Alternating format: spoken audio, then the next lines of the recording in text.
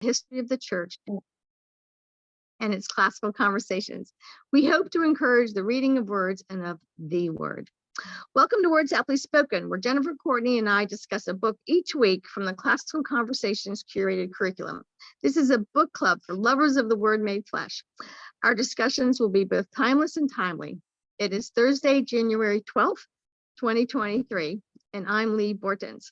And I'm going to try to turn my camera back on now. Got it? You're on. I'm on because I want you to see this lovely group of women. Can you see anything? Hello. Yes, we can see them. Yes, so they're here to help Jennifer, Courtney, and myself introduce the rest of the audience to Stephanie Meter, who's going to take my place this evening. I have the privilege of being in, it's not Wichita, what city? Oh, no, Valare, Olathe, no. Yes. Olathe. Olathe. I'm trying to remember how to say. Yeah, so this is where I am. I'm here for to encourage our leaders, and then we'll have a 2-hour parent meeting. So if you know any parents in this area who aren't coming, feel free to quickly send them some information and get them to, what church are we at, gang? New Hope Presbyterian Church, and you can look at my I don't know, tweets. There's some information there. Yeah, good. So this month, for the entire month, we do have a theme. We're talking about our Scribblers at Home curriculum. It's coming soon. And so we've been looking at a book a week that relates to the Scribblers at Home curriculum. And this week is Exploring the Heavens with Uncle Paul, which I think is just really timely because not only is it a great book to go along with our whole family's reading of science from the sense of novels and literature, like it's just not a science textbook. But when I was speaking this afternoon about the math map at my previous meeting, science, math and science go hand in hand. And so Exploring the Heavens with Uncle Paul is another way to also introduce mathematical concepts into your children's curriculum, as well as your family's discussions. So with that, I'm going to turn it over to Jennifer and to Stephanie, and then Julie, our able producer. She will help just make things run well. And guess what? She's here with us in another room. You really can be two places at once. And so everybody say goodbye. Have fun, Jennifer. All right. You guys have a good conversation, Leigh. Thanks. Bye. All right. So it's been a fun week of Leigh being on tour. And last night we were here in my hometown of Oklahoma City, and we had 112 lovely parents with us to talk about what the classical skills are for each strand in the challenge program. So if Leigh is on a tour near you, I highly encourage you and your friends to get on her website and attend that tour. We had a wonderful discussion last night for a couple hours and a great time of fellowship. So we'll make the most of our online fellowship here tonight.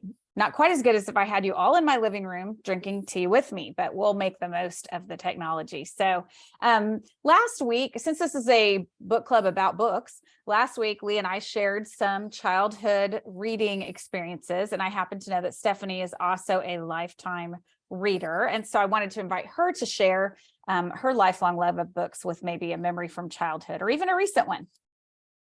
Yeah, so some of my earliest memories have to do with reading, actually. I would apparently follow my mom around the house when I was very, very small and say, read me this book, read me this book. And she would sit down with me whenever she could, and we would just sit in the hallway or in the kitchen or wherever and read a book.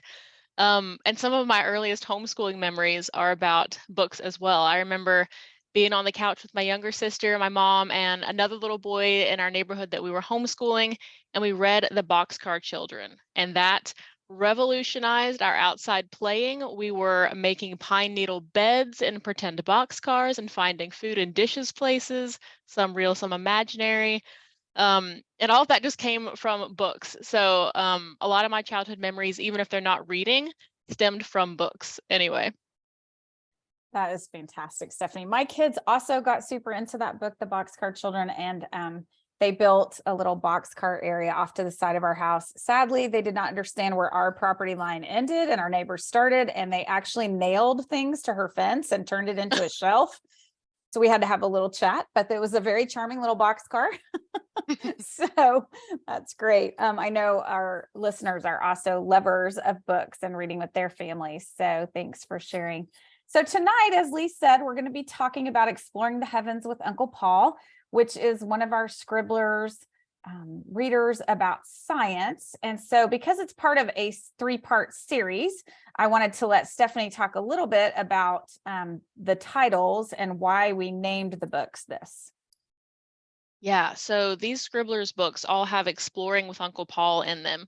And we really wanted to emphasize the fact that science is an active exploration. It's not sitting and necessarily just memorizing facts or reading a textbook, but it's getting out and using your 5 senses. So the exploring is really a big part of what we want families to get out of these 3 resources. And just the fact that they're science stories is kind of fun. I don't feel like we get as much science literature in story form. So it's kind of neat because I think the things that we learn from stories often stick with us better. And so having some science things that stick with us and really emphasize the exploration that can happen when you're reading and when you're exploring science is beautiful. Yeah, that's great. And as we looked at exploring the heavens, exploring the oceans, and exploring insects, I did those totally out of order. So I think insects is first, right, Stephanie? Insects is first, yeah. Okay. Heavens is second. Yeah, so we were talking about the fact that when we're doing science with our families, when we're, I shouldn't even say doing science, when we're learning to love God's creation with our families and learning to wonder about it, we look down, hence the insects. We look out and around at the oceans and the earth, and then we look up at the heavens. And so there's meaning to that part of the name too. So Stephanie, tell us who Uncle Paul is and why is he in the title? Yeah, Uncle Paul is not actually related to the young children in the story. He's sort of like an uncle. Like I had aunts and uncles like this growing up who were just very close friends of my parents. And so this Uncle Paul is an older man in the lives of these 2 little boys and girl. And he just loves to read. He loves to read all kinds of things, and he likes to read about science. And since he has this broad sort of encyclopedic knowledge of the world around them, he likes to tell his nephews and niece stories about the way that nature is working. And so he will often go out into the world with the little kids and show them things, and they'll ask him questions. And it just leads to all these fun conversations about bugs and thunder and static electricity and experiments. And it's pretty organic too. The kids just wander around outside with their Uncle Paul and ask him things, and it leads to all these fun discoveries. That's, yeah, I love the conversations and just that idea of a mentor who's excited and wants to share with them. So, all right. So as we have talked about, this particular book club, Words Aptly Spoken, will be fiction and most of it a little bit older literature. The book club that we have directly after this one at 8 p.m. Eastern is with the co-host Kevin Novak, and we're starting, it's called Unfragmented, and there we'll discuss nonfiction books and usually more current things. And we're right now discussing Kevin's book, Abolition, for the whole month. And so we hope you'll join us for that. You can sign up or you can join at leighbortins.com. And then on Mondays, Leigh has a conversation with Kirsty Gilpin at 8 p.m. about the math map curriculum. And so they're thinking about the idea of seeing the unseen. All right, so I'm gonna transition us to our word horde, and then Stephanie, I'm gonna ask you a little bit about this too, because you and I have talked about this idea before. So for those of you who missed last week, a word horde was a personal collection of special words that the medieval bards would gather up and keep for when they were going to compose a poem, whether that was oral or written. And so we're going to be collectors of words on this call, and we definitely want to hear from our audience too, and we'll feature some of your words. So anytime you want to chat one, we'll feature it on a future show.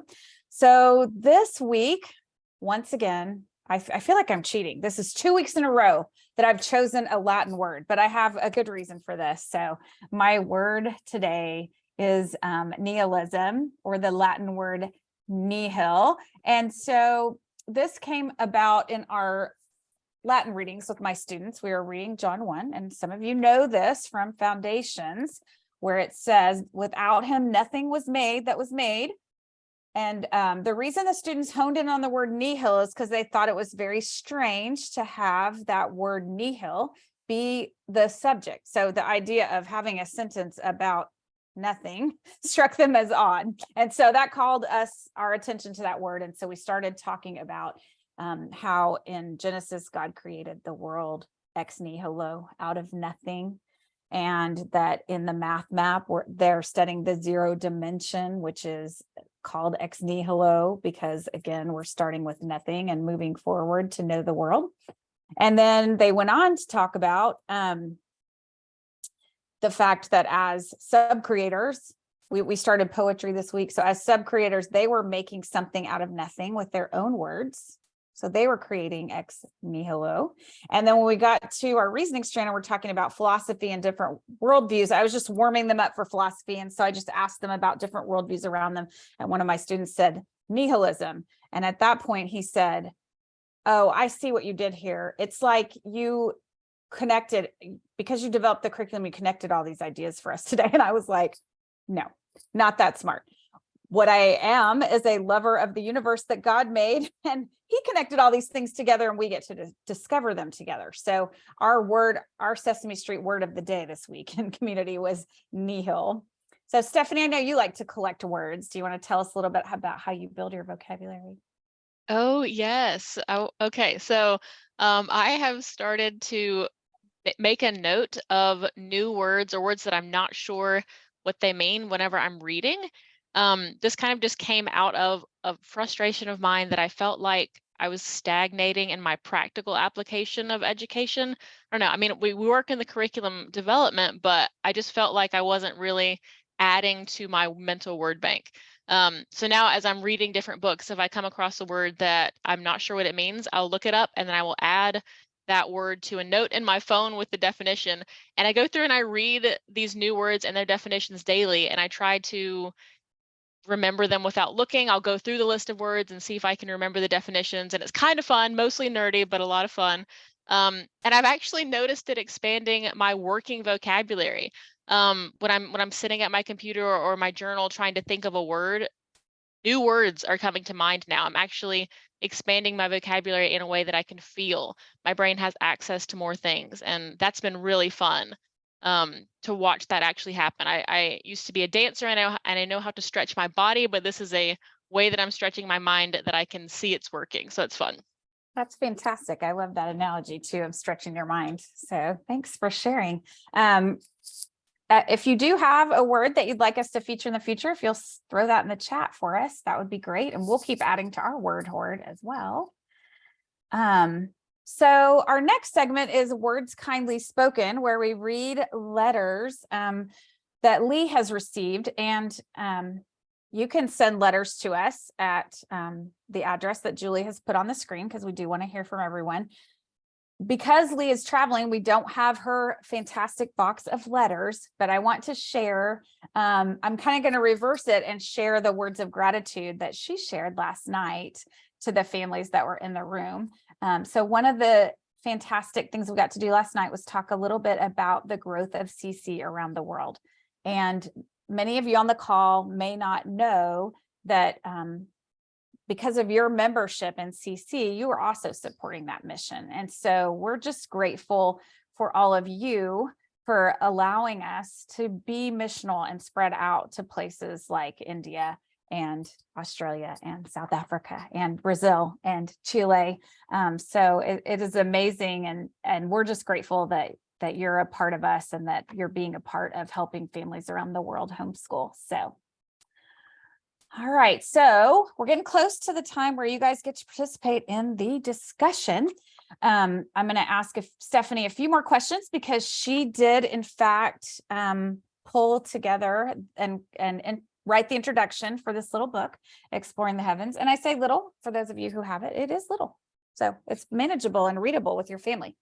So Stephanie, tell us a little bit about you mentioned it before, but I would like you to elaborate on a little more. Maybe what is science literature, and maybe do you have a favorite story in here?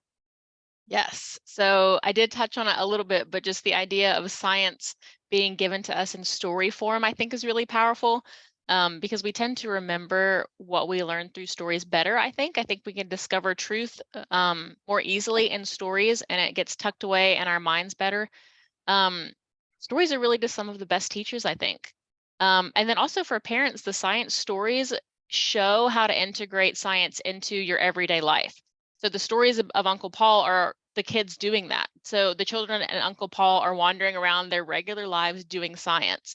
And so to see that in story form, it's almost a model for parents to follow when they're thinking about appreciating God's creation. So science literature is great because there's not a lot of it out there, and because I think we can internalize stories and facts through stories better, and it's a model for parents doing science at home with their kids. I really enjoy these. It was kind of hard for me to pick a favorite as I was looking back over the table of contents. But I think two of them that I really like are sort of near the beginning, and one of them is mentioned a lot in the introduction. But the two stories I love are The Storm and Electricity. And I love The Storm because it's just very vivid. There's a lot of cool imagery and you can feel the storm brewing. The language is beautiful. I pulled out a quote that just really, I think, captures that feeling of the storm brewing. In the meantime, the crickets chirped louder than usual. The frogs croaked in the ponds. Flies became teasing and persistent. Sometimes a breath of air at once blew along the road and raised a whirling column of dust. So there's just lots of phrases like that where you can feel that building. And most children have been outside when there's a storm brewing, and so they can relate to that and remember what that feels like and what that smells like. So that's the storm chapter that I love because it's very vivid, and it's also pretty exciting because there's a lightning strike that happens, which is very cool.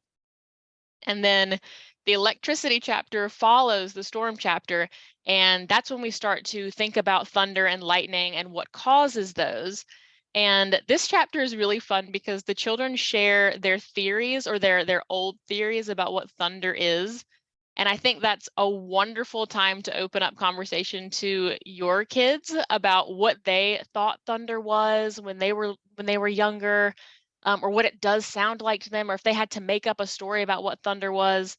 That's so much fun to talk about. And then with your older children, you get into why is it that humans make up stories when we don't understand something?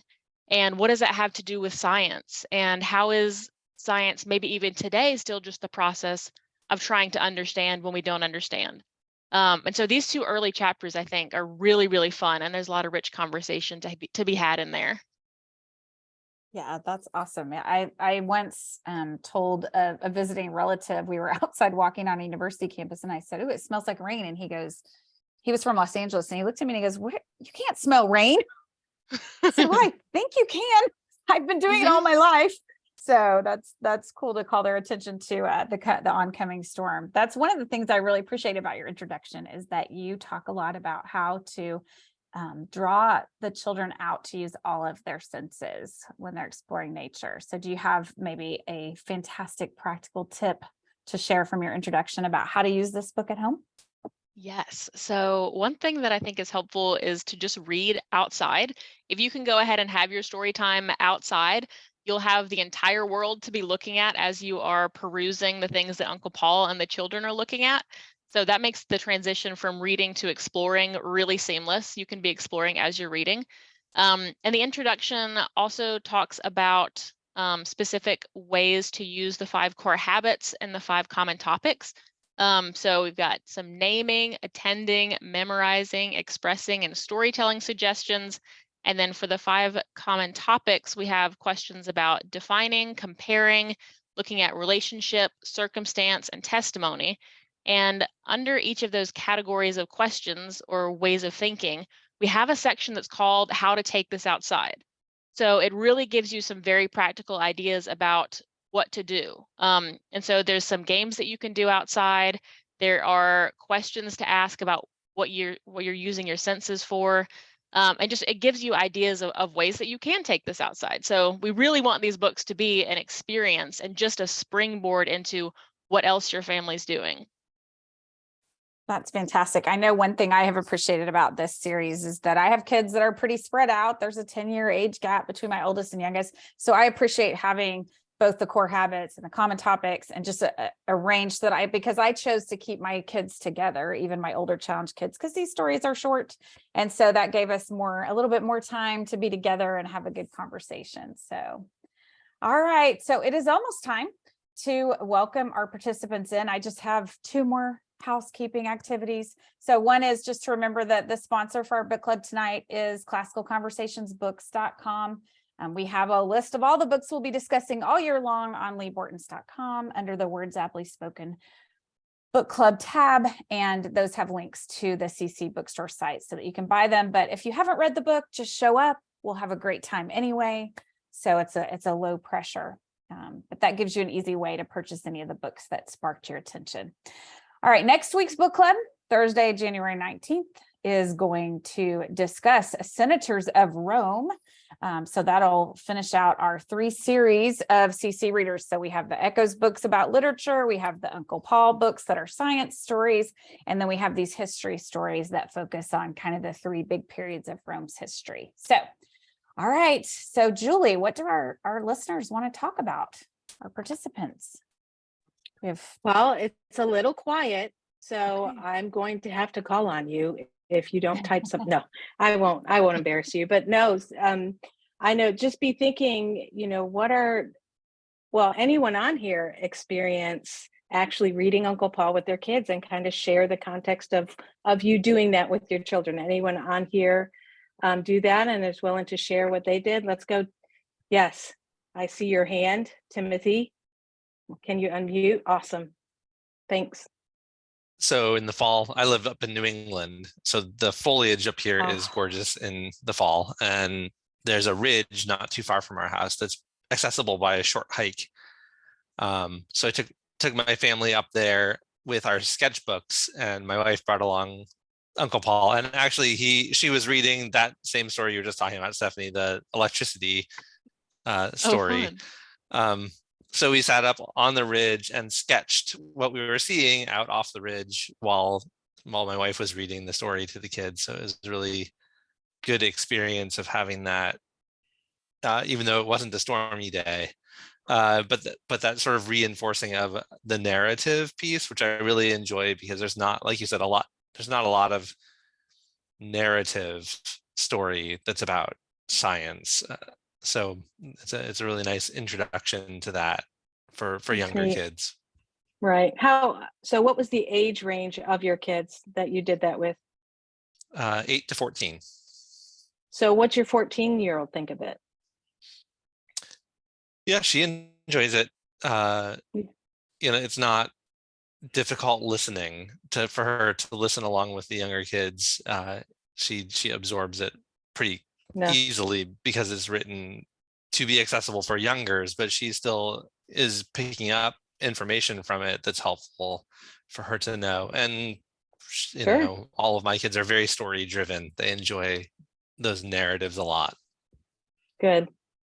Well, when you think of Jesus, and he told parables not to children, he told them to adults. So I think stories are a wonderful medium to share truth, to share facts. We could read a science book about electricity, but how much better is that to have that experience on a fall day in New England? I would like to do that. I would like to be in your family. So what else? Who else would like to share maybe some science literature, that children's stories other than Uncle Paul? Has anybody read something else that maybe sparked that, had that science theme to it?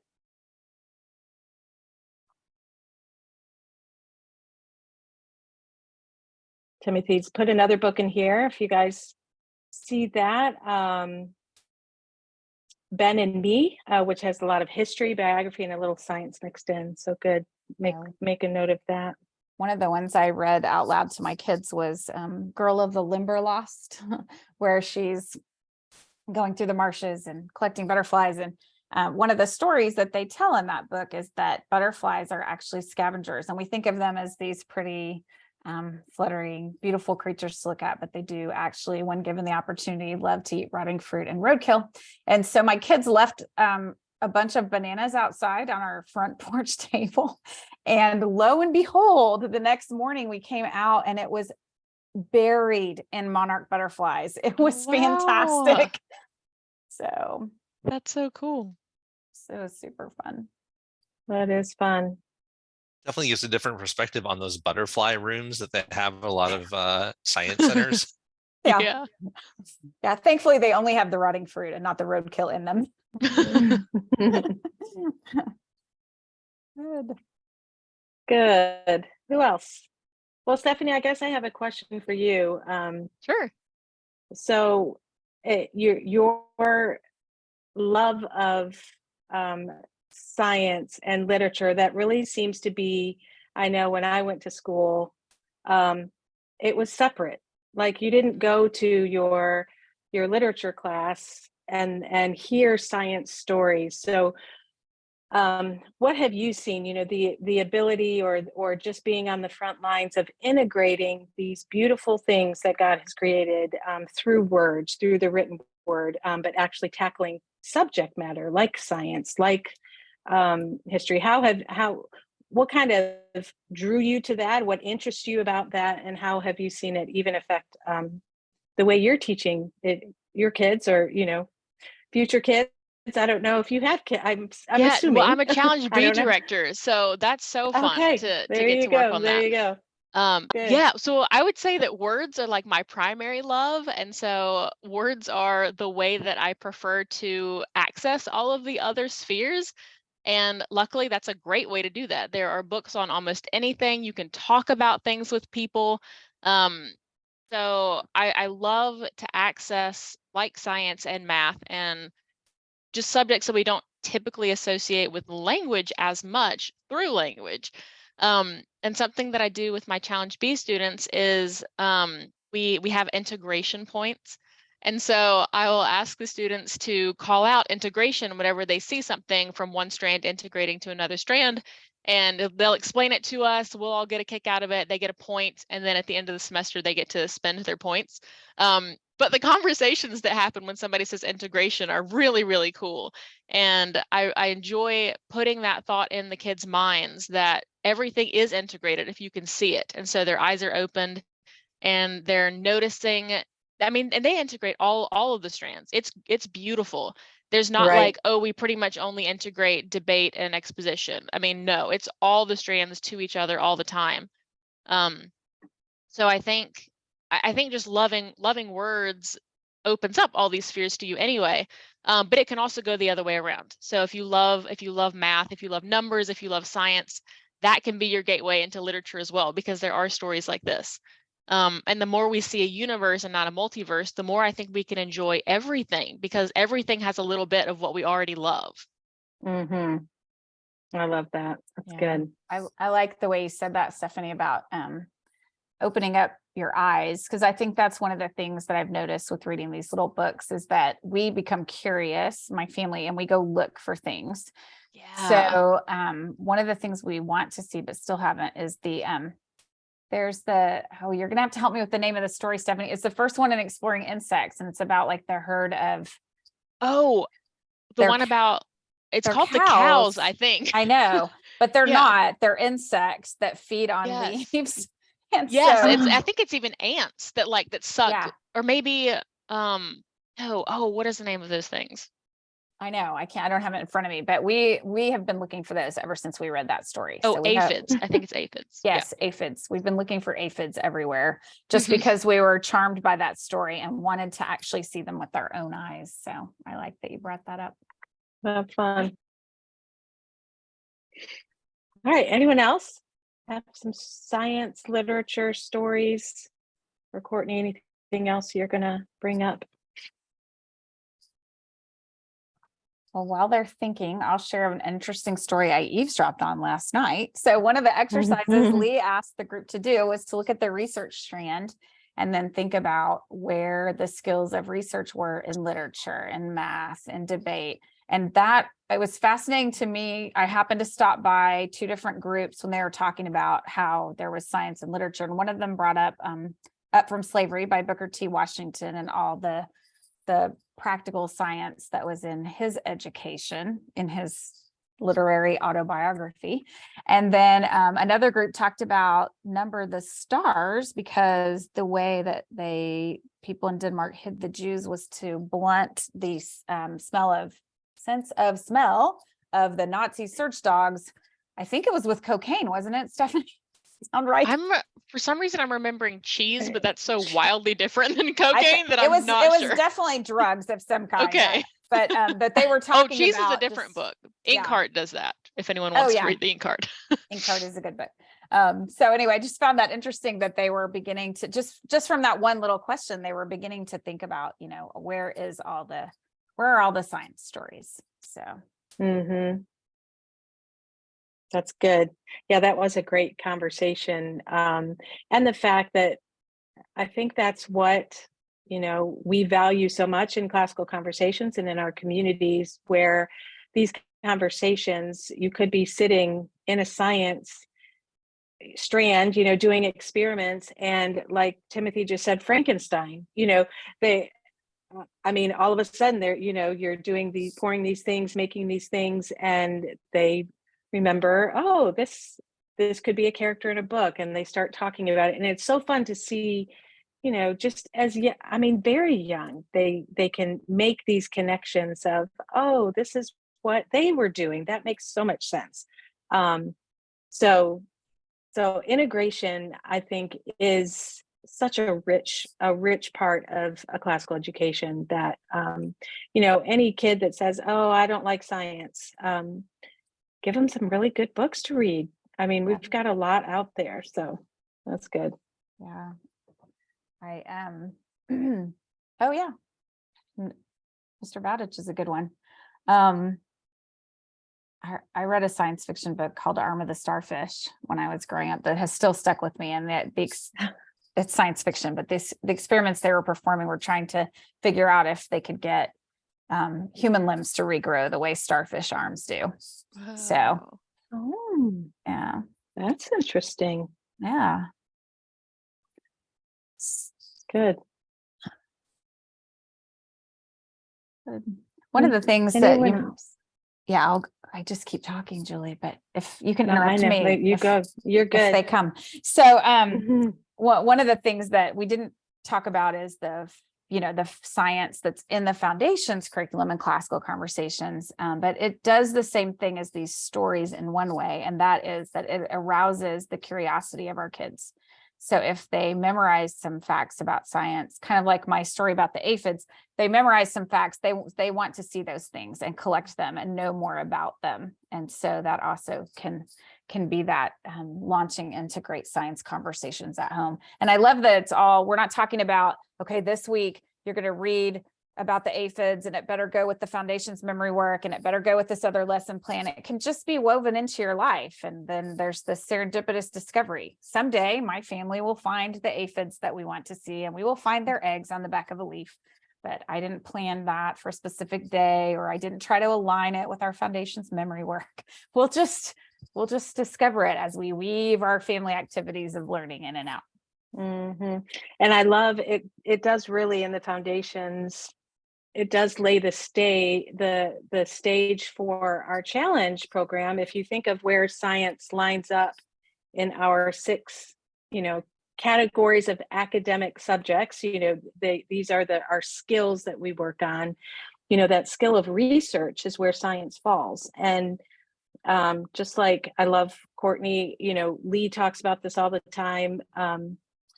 The kings search things out. Mm-hmm. It's the glory of kings to search. That is our calling, to search, because science is what it is. It's God's creation, and it's our duty and our joy and our worship to search it out and to know him more. So beginning at a young age with these books that are easy on the ears, they make it very practical. The kids can go and replicate things and do things and find things. It really does kind of kindle this fire of searching things out. Have you seen that, Stephanie, in Challenge B? Just kind of lays the. I know Challenge B is a very classical way to do science. There is no textbook in that, strands. I think still, it's been a while since I've had my kids there. But have you seen that kind of carry over to the challenge program too with science? Yes. The students love the research strand. And it's funny because it's not I don't know, it always takes me by surprise a little bit that that's one of their favorite ones. And I think that they like that it builds on what they know from foundations. A lot of things come back, like Kepler's laws of planetary motion are familiar. And so they're like, oh, I've heard this before, and now we get to learn more about it. But just having the freedom to explore without the textbook seems to really light their fire. They can pursue the pieces of the subject that they're exploring to their heart's content, and a lot of the projects that are in that strand are creative as well. There's some papers, but then they get to like write a newspaper article and do an interview with Copernicus and make posters. And I have one week where the kids always decide to do edible things, and so there's like cakes and pizzas. So I think they appreciate the fact that the science is scientific. We were asking them to answer certain questions and to find out about certain people. But it's not so restrictive. They can explore, and they can do a little bit more of their own research and express themselves through the science as well. So that it's super fun. It's a great strand. Yeah. So I have to tell a story. When Mia was in Chanje, she wrote one of her papers on the fact that when you cut grass, some scientists are now speculating that the smell that we associate with that great clean smell of fresh cut grass that so many of us like is actually a plant distress signal, because their neurotransmitters are releasing a bunch of calcium because they're in distress, and they can't flee like some animals under distress. So they just have this chemical reaction. We'll see if they find a way to prove that this is true. We know for sure that they're releasing lots of calcium. That's the smell we like. We probably don't know for sure just yet that that's a distress signal, but it was a really fun presentation, and her class loved it. So. That is so funny. That seems weird because usually animals will do things that repel the danger, but we like the smell of fresh cut grass. So the grass might need to reassess. I don't know. Yeah. Yeah. Giving us mixed signals. Uh-huh. That's great. That's good.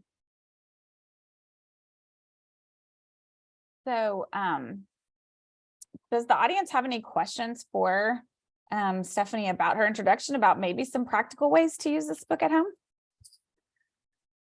Well, we have her here. And then Tim, you can tell us while we're waiting, you can tell us about your monarch butterflies, since we've talked about butterflies a lot tonight. We just encountered them because friends had done that as a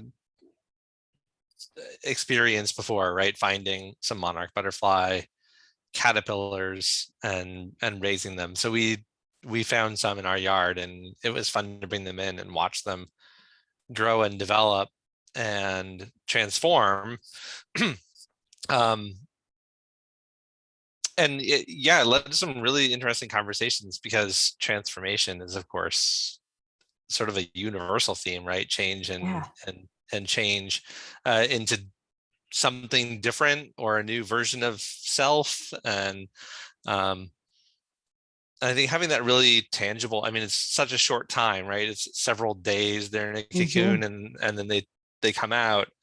Even the little ones have enough of a concentration time to grasp that that's significant, like that's a big thing for them. And I appreciate it because it does lay some groundwork, that experiential groundwork, for being able to talk later about less obvious ideas, the same thing but in a less apparent form or mode that comes in literature. As you know, how many stories do we have that are like that in literature or in movies? I mean, Right. Who doesn't like Pretty Woman, right? That's a transformation story. Right. And there are so many metaphors throughout literature of, butterflies and pupa and larvae, and all those become metaphors for those characters. Yeah, and I mentioned Kafka, not that I'm going to give my children Kafka to read, because I don't particularly care for Kafka. But when they do someday encounter him and they read Metamorphosis, they'll have that, like, this is what real metamorphosis looks like. This is what it is. And now they have something to weigh Kafka against. That's not just other literature, but an actual physical experience. Yeah, that's good. I have enjoyed tonight about our discussion, this idea of the interplay of the science stories with the going outdoors and seeing things with the reading more story. And that weaving is just so lovely. So good. So Stephanie, since we have some time and our participants are quiet tonight, and you and I always cheat at this game, why don't you tell us another favorite story? And it doesn't have to be from Exploring the Heavens. It can be from any of the Uncle Paul books. Okay, so see, I thought you were about to say a story like from my childhood, because I actually thought of an electricity story that I Oh, was go ahead. considering. Okay, and then I'll do more. Then we'll do more Uncle Paul. But Okay. this is something that I had almost forgotten until I read the story about electricity, and the one that's after, it's called The Experiment with the Cat, I think, and they get the cat's fur to stand up with the static electricity. But I remember when I was really little, like probably 5 or 6, um, my baby blanket that I would still sleep with at night under the covers would sometimes make these sparks. And it really scared me as like a 5 or 6-year-old. I called it the lights. And it was just really freaky to me. And I kept thinking it was going to burn me. And I told my mom about it. She was like, "Oh, I think it's static electricity." And so she told me about that and how it was not going to burn me and like a little bit about that. And so when I was reading the story, um, I guess it's in the electricity chapter, but it might also come back with the experiment with the cat, but just about electricity. And that was like my first experience with static electricity as a little person. And that came back to me. And that's one of my first experiences, just, I don't know, with science in a way that's affecting my life and scaring me, and then hearing the answer and having it not be so scary. So I don't know, that might also come up as you're learning about science. There might be some things maybe that scare your children, and then they can learn about it and it's less frightening, or at least less unknown. So that can be a cool byproduct of these stories as well. Yeah. But let That's me, good. yeah. As far as like other favorite stories in the books, I also love the one that you referenced, that's the cows, that's in the insects book. Because it is so funny to have it be called the cows, but it's about aphids.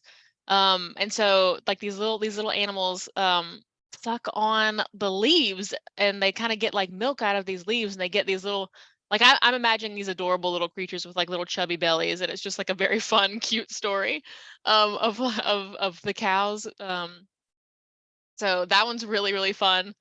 Let's see. Oh, there might be something in the chat. Okay. Um, and the most recent one, that's Exploring the Oceans. That one was Yeah. really cool too. We get a lot of information about, well, I didn't realize how dangerous it was diving for pearls, but apparently that's extremely perilous, or at least it used to be extremely perilous. So there's an interesting story about that process and just how scary it is, and why pearls are so valuable, maybe because it's so difficult to get them. Yeah, I remember that story too. It's funny that there are certain ones that are just really vivid. Yeah. Okay, well, I am going to close this out by sharing one more science story that I hope will be inspirational to our audience, and then I'll just give us a little. I'll close this out. But I'm tutoring Challenge 3 this year, and so I have a student who I asked them all to do for their blue book in math, something beautiful or true or good from math. And a student had really enjoyed making paper airplanes and foundations when he was, little. And now he's much older and knows more about science. And so he wanted to repeat this experiment, but see if he could demonstrate to our community the equation for flight, taking into account things like wingspan and drag and thrust. And so he brought a garbage bag full of paper airplanes with different wingspans, and then he explained to them the equation for flight. But first he threw paper airplanes at them and showed them and demonstrated all the different flight concepts using these paper airplanes he had made. And so that's just lingering with me for the last 8 weeks, just thinking about how fun that is to revisit something you did when you were little and you didn't really know much about. You were just poetically trying things to see what worked, but you couldn't explain it. And then to go back and revisit it and actually learn the equations behind it, that just fascinates me. So. Julie, did we have someone with a raised hand maybe? Is it Let's see a raised Ursula? hand. Did you want to It unmute looks like, and ask oh, a question? yeah, I'm not seeing a hand for some reason. Hi, I was just Hi. gonna say, I was just gonna say that this is fun for me. This new, well, I guess it's not really new, but this fresh idea of a fictional perspective on scientific ideas, and because we, so often, like coming at this from like the challenge perspective, we think of those rich discussions about, you know, would or could or should, and we link them with our literature, and so we've got all of these like ethical and moral and thoughtful discussions, but they're all centered around these literature, and when the literature doesn't often get into science, but it's useful. We want our students to have those same kind of thoughts about scientific ideas as well, and so this is a way to link that, you know, very naturally bridge that over into those scientific ideas. Well, should they have done that, or could they have done it differently, or, you know, those sorts of ideas. Yeah, that's fantastic. Thanks for raising your hand and sharing, Ursula. And that was a great word for us to stop on, because sadly, as always, way too soon, we are out of time. But I just wanted to remind you as we go that you can grab these books at classicalconversationsbooks.com. And we hope that you won't just participate in these online conversations, but you'll take what you've been inspired about here, and you'll go and have great conversations with your families, your neighbors, your community around you, and that you'll have a real life science conversation with your friends. So thanks for joining us. Thanks, Stephanie, for being a guest, and everyone for your thoughts. We'll see you next week, or if some of you are hanging out for the next podcast, our book club will be here in a few minutes. Thanks, guys. Thanks.